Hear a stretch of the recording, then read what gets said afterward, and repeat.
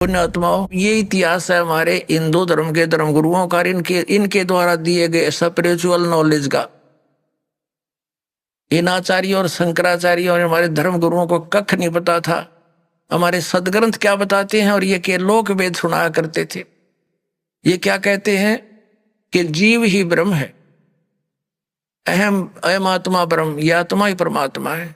और फिर दूसरी तरफ कहते हैं श्री कृष्ण की, श्री विष्णु जी की और श्री शंकर भगवान की पूजा करनी चाहिए। बताओ। और उधर देवी की पूजा करते हैं और इनको भगवान बताते हैं। इनके विषय में लिखा है, स्पष्ट है कि ये भगवान है ही नहीं, जिनको ये भगवान बनाकर हमें पूजवाया करते थे। तो पुण्यात्माओं, ये सौभाग्य आपका कि परमात्मा ने आपको शिक्षित किया, इस दास को अध्यात्म ज्ञान युक्त किया। अब देखना पूरे विश्व में यह ज्ञान जाएगा और सब मानव का कल्याण हो जाएगा। बोलो सतगुरुदेव।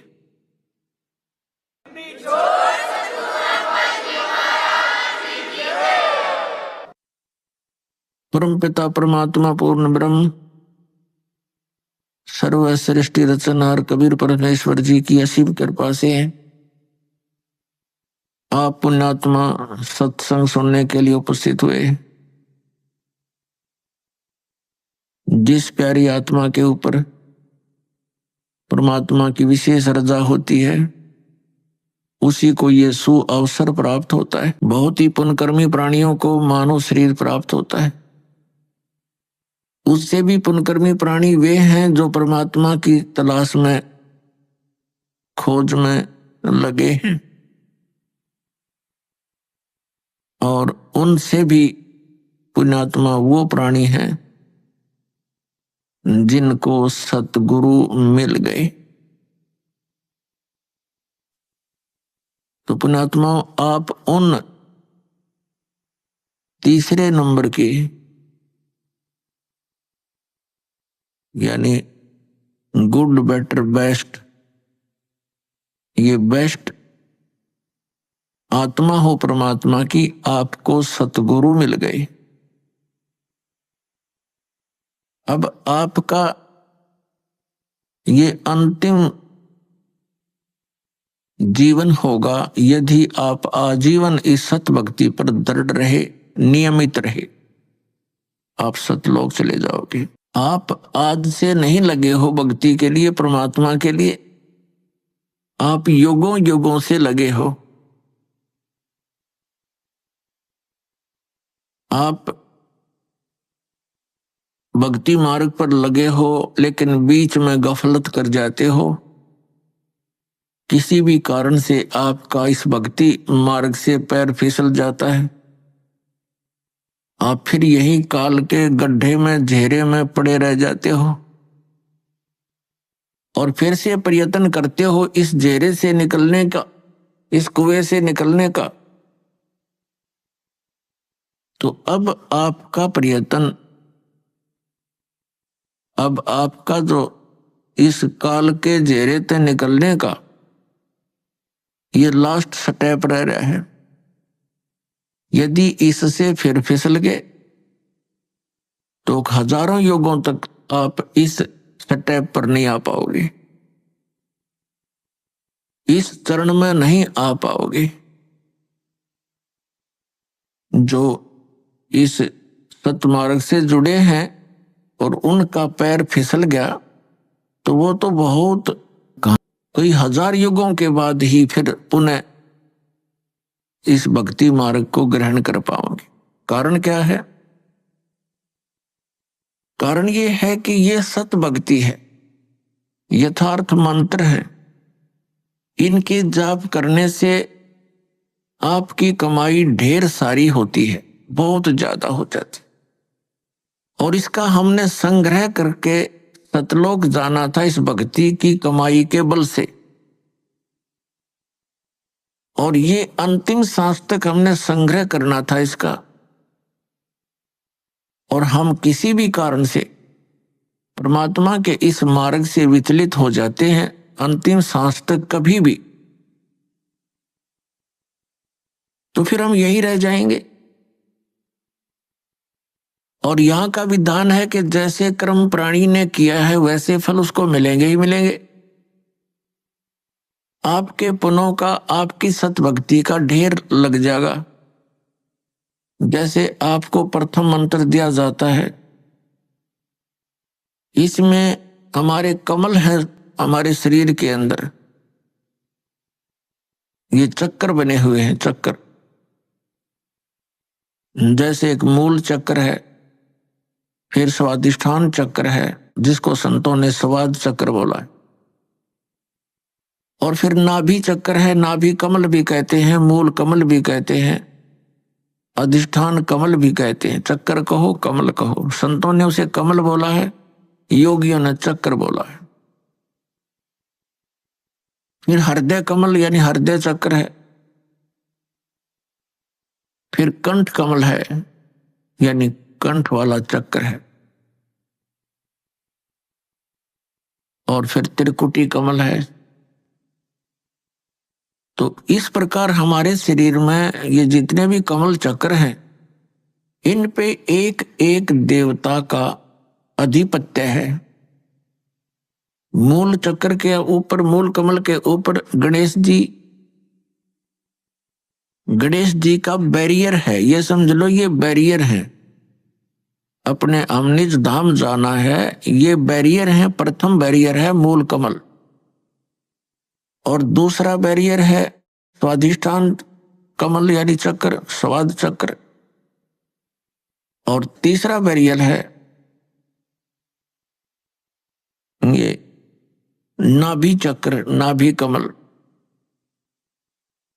तो मूल कमल पर गणेश जी वहां के मुखिया हैं, और स्वादिष्ठान चक्र रूपी बैरियर के ऊपर श्री ब्रह्मा जी का राज्य है, सत्ता है, और नाभि कमल पर विष्णु जी और लक्ष्मी जी, ये इनके साथ ही है। तो परिवार है इनका। ब्रह्मा जी के साथ उनकी पत्नी सावित्री है,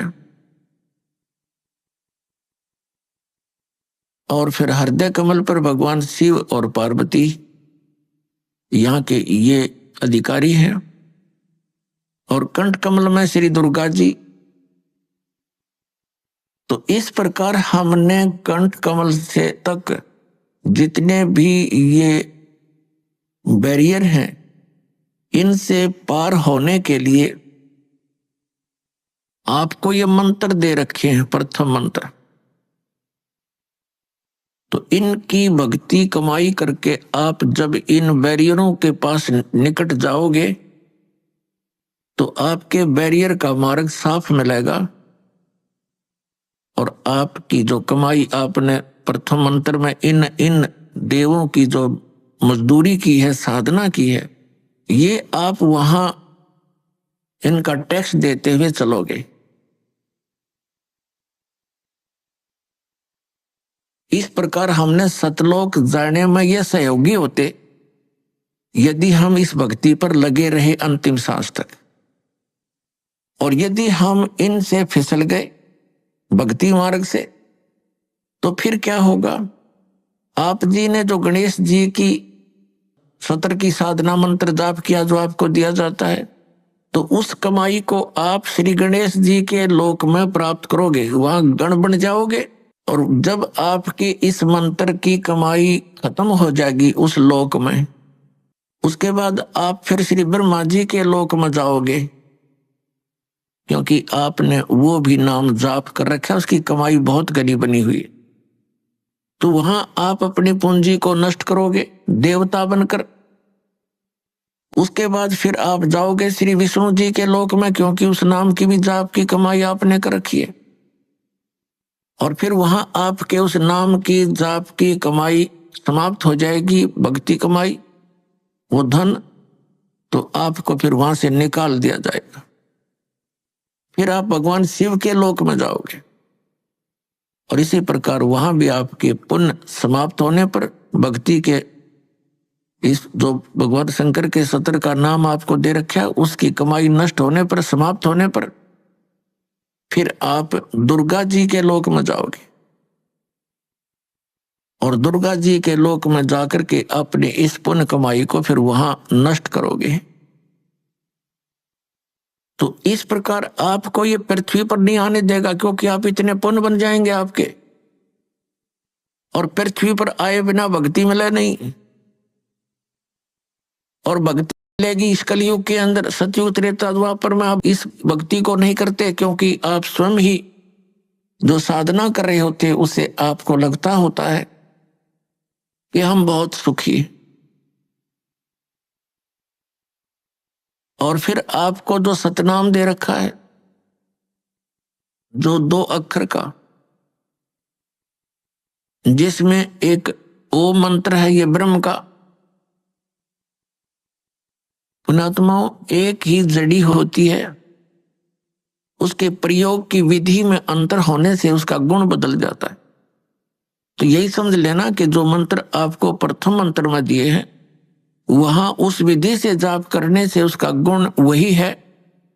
अब इस मंत्र में जो सतनाम बनाकर आपको दिया है, इसकी साधना करने से, इस विधि से इसका गुण अन्य होता, लाभ भिन्न होता है।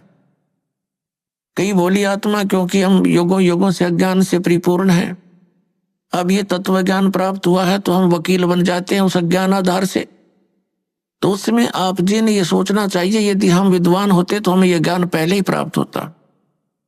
आप विद्वान नहीं, बुद्धिमान अवश्य, लेकिन उस बुद्धि का दुरुपयोग करके आप भगवान से दूर हो जाओगे। इस दास ने जो मार्गदर्शन किया है, ये गॉड गिवन है, ये किसी डूम बाट के गीत नहीं है। तो इसके अंदर आप जी ने बिल्कुल सोचना बंद कर देना चाहिए।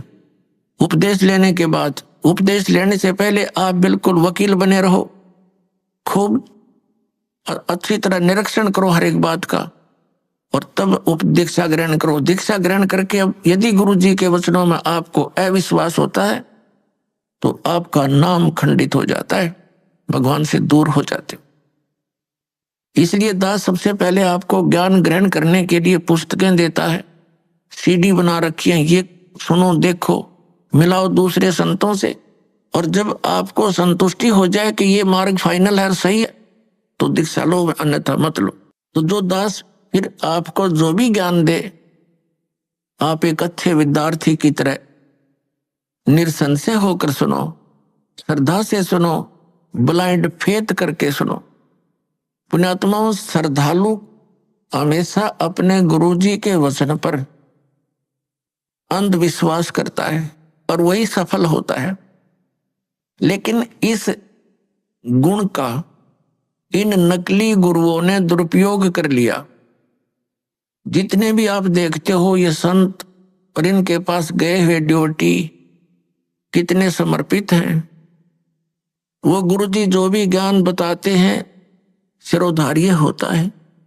उनके विषय में कोई कहता है, जैसे तत्व ज्ञान के आधार से हमारे भक्त उन अन्य संतों के शिष्यों को बताते हैं कि आपकी साधना ठीक नहीं, आपके गुरुजी के पास मोक्ष मार्ग नहीं, तो वो बहुत दुखी हो जाते हैं और कहते हैं आप मेरे गुरुजी के बारे में कुछ ना बोलो। तो पुण्यात्माओं, वो ड्योटी तो सही है, उनका आस्था होनी ही चाहिए, लेकिन वो नकली गुरुओं के पास वो श्रद्धा बनाए बैठे। अब जैसे आम के पौधे को बीज कर यदि कोई ये आस्था लगाए बैठा है कि मैं आम खाऊंगा, इसके आम लगेंगे बड़ा होकर, तो वो बिल्कुल सही है, उसका बिल्कुल सही उद्देश्य है और ठीक उसकी क्रिया है। और यदि बबूल का पौधा बो करके और वो ये कहता है कि ये बड़ा होगा, इसके आम लगेंगे, और उसको कोई जानकार व्यक्ति ये सलाह देता है कि ये आम का पौधा नहीं है, इसको आम नहीं लग सकते, और वो ये कहे कि तू मेरी भक्ति मार्ग को यानी मेरे पौधे को गलत मत बता,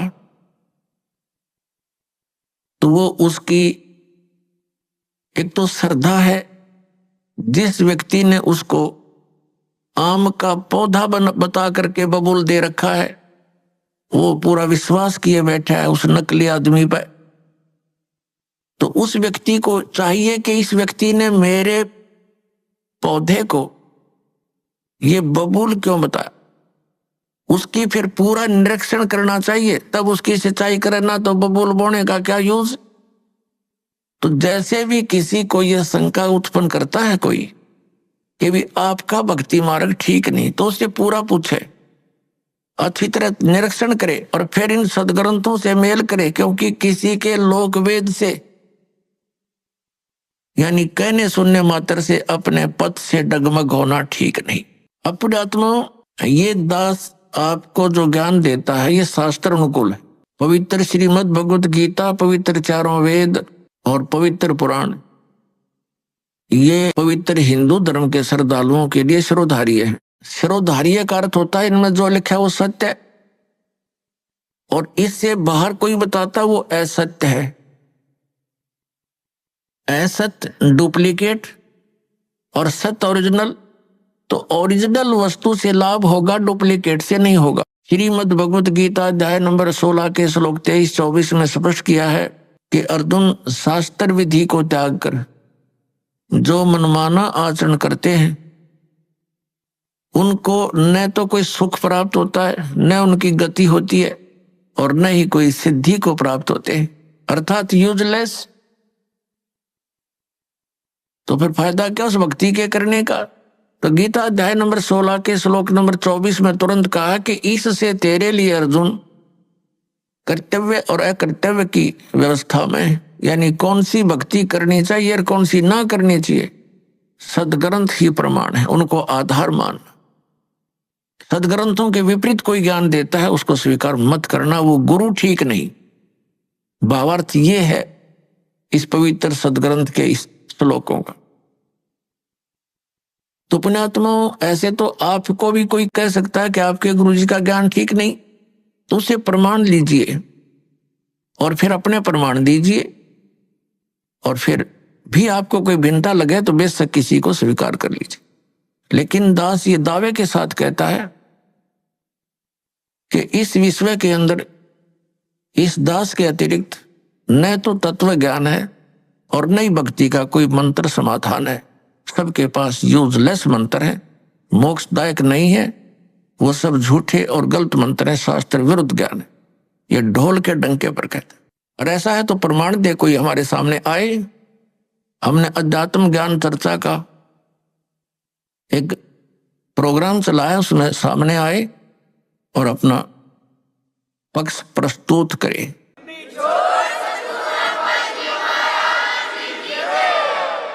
तो दास जो आपको कहना चाह रहा है वो इस विषय में है कि जो भक्ति आप करते हो और जो साधना ये दास बताता है उसके ऊपर आपको अविश्वास नहीं होना चाहिए, विशेषकर उपदेश प्राप्त करने के बाद। अगर फिर भी वो कोई अग्रम मग्रम करता, वो चातुर प्राणी है, उसने 1 2 4 20 हजार 2000 को मूर्ख बना रखा होगा, वो गुरु पद प्राप्त कर चुका है, उन औरों को अभी उलझाना ही चाहता है। अन्यथा इतने प्रमाण देखकर तो मूढ़मती भी इंसान समझ जाता है कि यह संत क्या बताना चाहता है।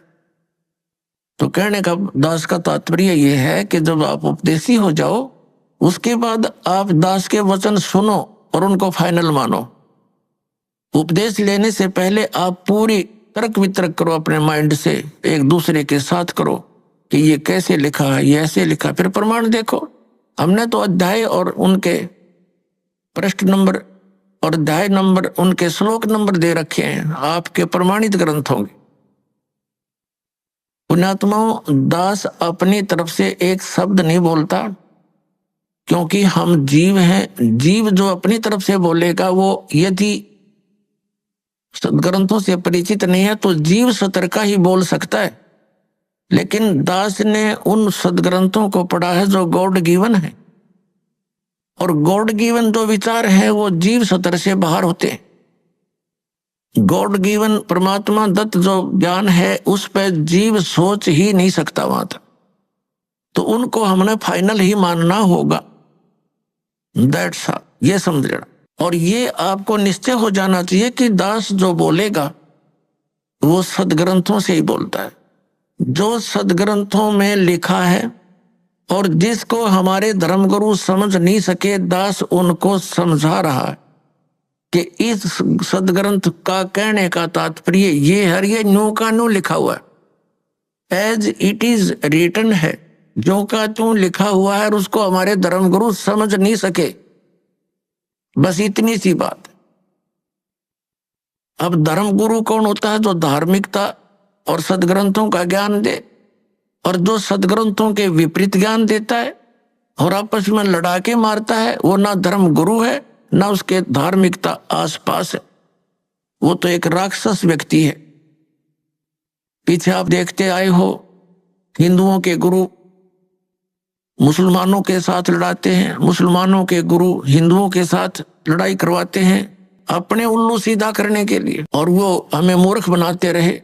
अब हम देखेंगे अपने सदग्रंथों को, और सदग्रंथों में वर्णित विधि है, उससे हम मोक्ष प्राप्ति करेंगे। तो दास आपको बता रहा था कि जो मंत्र आपको दिए जाते हैं, ये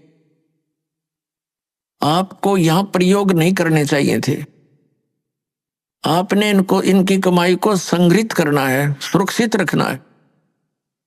किसी को आशीर्वाद नहीं देना, किसी को कोई दुआ या बद्दुआ नहीं देना। बद्दुआ दोगे तो भी आपकी पुण्य अक्षीण होंगे, और किसी को आशीर्वाद दोगे तो भी आपके भक्ति कमाई समाप्त होगी, खर्च होगी।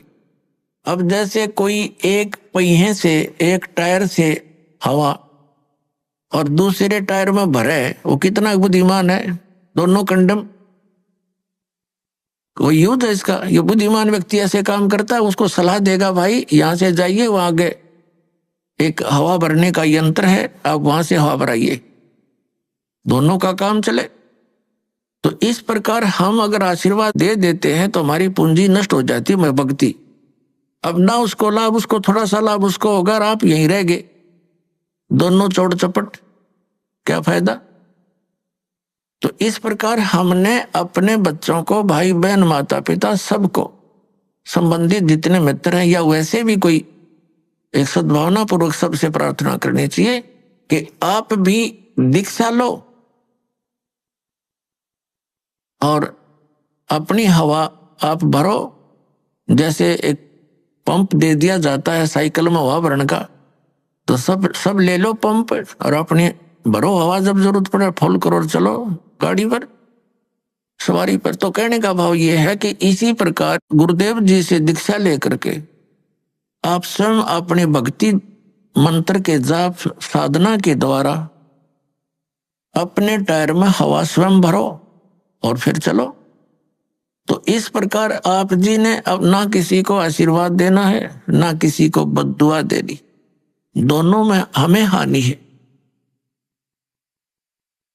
पहले क्या था, इस काल का जाल है। आप देखते हो बुजुर्ग बड़े छोटों को आशीर्वाद देते हैं और बड़े उनके चरण छूते हैं, क्योंकि पहले जो एक आपने देखा होगा एक पाग सिस्टम है, पाग। जैसे पिता की मृत्यु के उपरांत बड़े पुत्र को एक पाग बांधी जाती थी, पगड़ी, और फिर वो पिता वाले कर्म वो करता था।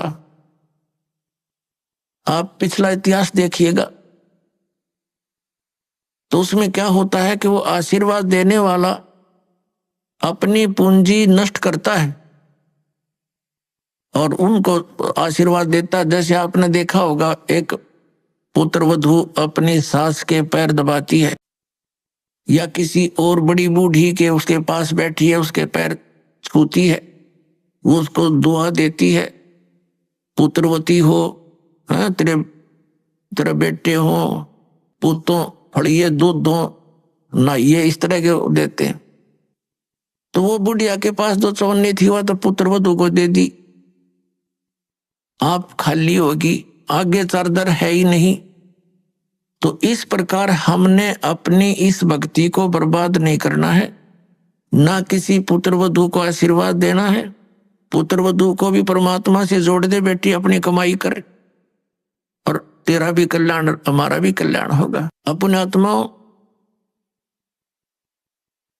परमात्मा कहते हैं मेर तेर की जेवड़ी युबल बंधा संसार, एक कबीरा ना बंधा जो है नाम आधार।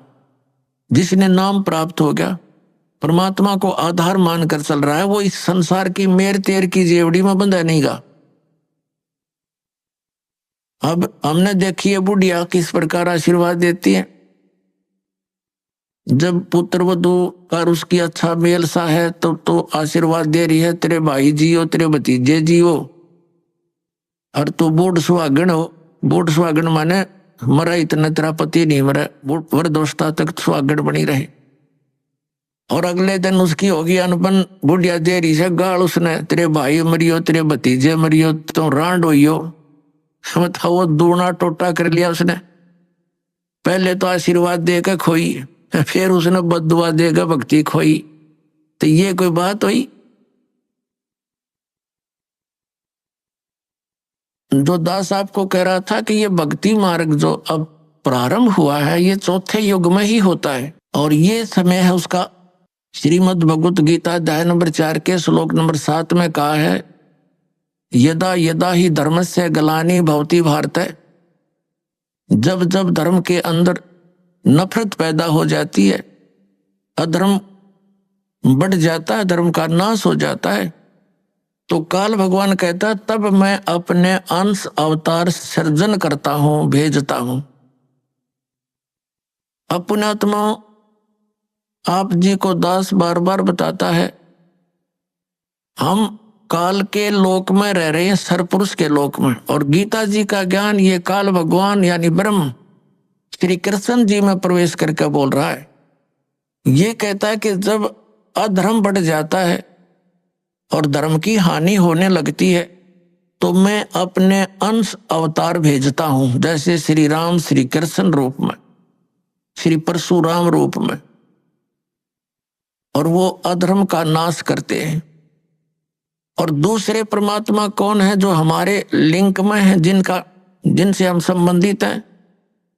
यहां तो हम इसलिए से संबंधित हैं क्योंकि हम इस काल के ब्रह्म के लोक में रह रहे हैं, और हमारा मूल मालिक परम अक्षर ब्रह्म है, वह हमने जाना, उसके लिए हम प्रयत्न करें। तो ये काल के जो अवतार होते हैं, ब्रह्म के अवतार कैसे अधर्म का नाश करते हैं। जैसे महाभारत करवाया किसने? श्री कृष्ण जी में प्रवेश करके इस काल भगवान ने। श्री कृष्ण युद्ध नहीं करवाना चाह रहे थे, वो तो 3 बार शांति दूत बनकर गए थे, और उन्होंने यहां तक प्रतिज्ञा कर ली थी कि मैं युद्ध भी नहीं करूंगा, हथियार नहीं उठाऊंगा। तो ये काल है, ये कराता है। तो उस समय कहते हैं अधर्म बढ़ गया था, और उस अधर्म का नाश उसने कैसे करवाया? महाभारत का युद्ध करवा के। उसमें धर्मी भी मर गए, अधर्मी भी मर गए, और फिर एक और समस्या पैदा होगी रोजी और रोटी की। बहनें विधवा होगी, बच्चे अनाथ हो गए। वो अधर्म कहाँ बढ़ा? वो तो अशांति और फैल गई, और उन बहन बेटी जो विधवा होगी थी उनके साथ अन्य लोगों ने बदतमीजियां की, उनकी इज्जत के दुश्मन बन गए। ये खाक धर्म का, अधर्म का नाश करा उन्होंने। अब जैसे परशुराम जी ने अक्षत्रियों को मार डाला, क्योंकि वो सब निर्दयी, अत्याचारी, अन्यायी हो गए थे। और यही स्थिति पुण्यात्माओं अधिकतर अब हो चुकी है। राजनेता अपने स्वार्थवशी कार्य करते हैं, अधिकतर ये अधिकारी गण भी अपने स्वार्थवश कार्य करते हैं, वो न्याय और धर्म को नहीं देखते। लेकिन परशुराम ने उनका कैसे, जो अधर्म फैला रहे थे उसका नाश कैसे किया? उनको सबको फरसे से काट डाला, उनकी हत्या कर दी। अब वो क्या अधर्म का नाश करे उसने? उनकी पत्नियां विधवा हुई, उनके साथ लोगों ने, शेष बचे हुए लोगों ने और ज्यादा पाप किए, अधर्म किए। उनके बच्चे भूखे मर गए। ये टट्टू अधर्म का नाश करा इन्होंने।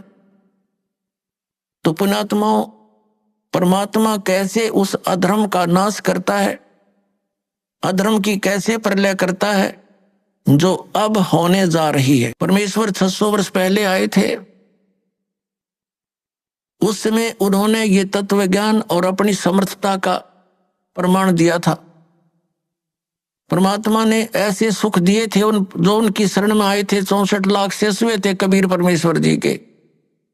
सन 1398 से सन 1518 तक 120 वर्ष परमात्मा इस पृथ्वी पर रहे। एक जनसाधारण की लीला की, जुलाहे का कार्य किया और एक परम संत की भूमिका की।